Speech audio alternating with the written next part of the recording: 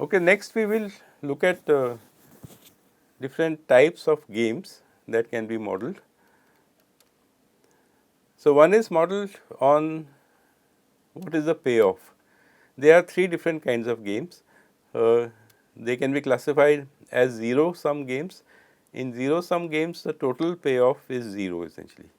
So, whatever one agent or one player gains, the other player will end up losing. So, games like chess, for example, are zero sum games and they are competing for the payoff. Then we have positive sum games, which basically model cooperation in some way, that the total payoff is going to be positive and most or all the players gain essentially. So, this kind of represents cooperation. So, examples of cooperation abound in human interactions. So, for example, two students may say that we will study together for the exam. So, both of them help each other to understand the concepts and both of them will get better marks essentially. So, their payoffs would be more essentially. So, those are positive sum games where basically model cooperation essentially. Then there are negative sum games which kind of model competition in a different sense. The total sum is negative essentially and most or all players lose essentially. So, for example, price wars essentially. So, if there are two companies which are making some product X and maybe they are airlines or maybe they are soft drink producers and things like that. If they get into a price war trying to increase their market share, then both the competitors will end up losing on profit. So, in that sense the outcome of price wars is negative essentially. So, this is models competition. How many players are playing the game? That so far we looked at only two player games, which is the prisoner's dilemma, but this could be extended to multiple players. So, many games are treated as two player games essentially, that there is something between two players. For example, price war between two companies with we have already seen is a negative sum two player game, but we can have multiplayer games with more than two players. So, for example, if in price wars becomes a zero sum game when you include the consumer. So, if two manufacturers are indulging in a price war, then it is a consumer which gains and so the whole thing can be seen as a zero sum game. Now, multiplayer games are often team games. So, very often there are two teams of two. So, there are two teams and between the two teams there is a two-person game going on. So, it is between two teams, that is what we mean by two team two-person games.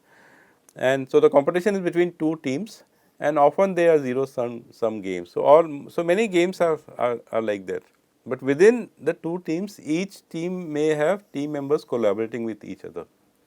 So, it can be modeled as at multiple levels.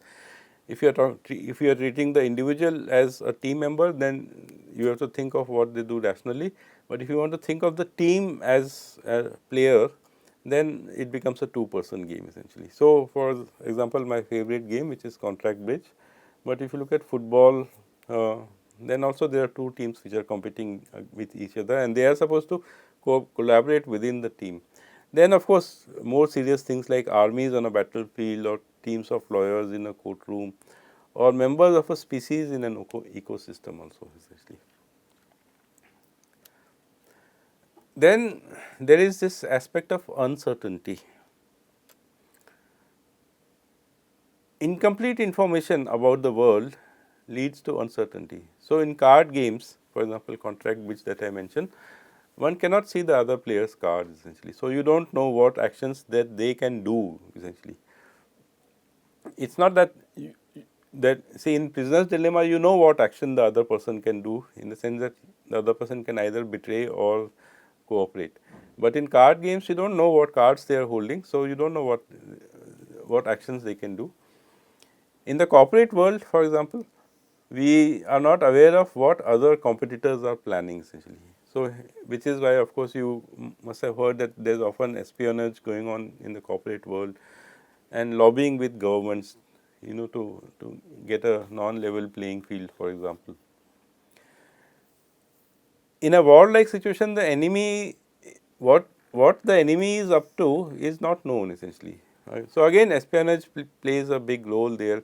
misinformation or fake news or double agents who are spies which are working for both the sides, and deception essentially. So, for example, in the World War II there were many cases of deception. One of them was called Operation Fortitude, in which they the Allies convinced the Germans that they are going to land in Normandy. Either that they are going to land or they are not going to land. I don't remember the details.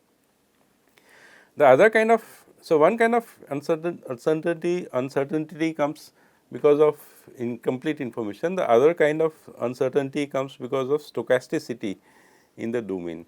If the actions are not deterministic. So, for example, if you look at a game called backgammon, which is popular in the US, or something like snakes and ladders, which is more universal, then much depends on the throw of the dice essentially. What move you can make is determined by the dice. So, you can't say that I am going to make 3 steps or 4 steps or something. In games like pokers, which is a card game, it depends on what cards you draw essentially. Or if you are playing the game of basketball, you may say that I am going to throw the ball into the basket, but as most of us know, that does not always happen essentially. So, there is stochasticity in our actions. We intend to do something, but that thing may or may not happen, and that also leads to uncertainty. Okay, so we will take a break and then we will come back and look at some popular recreational games before moving on to the ones that we are focused on, which is games like chess.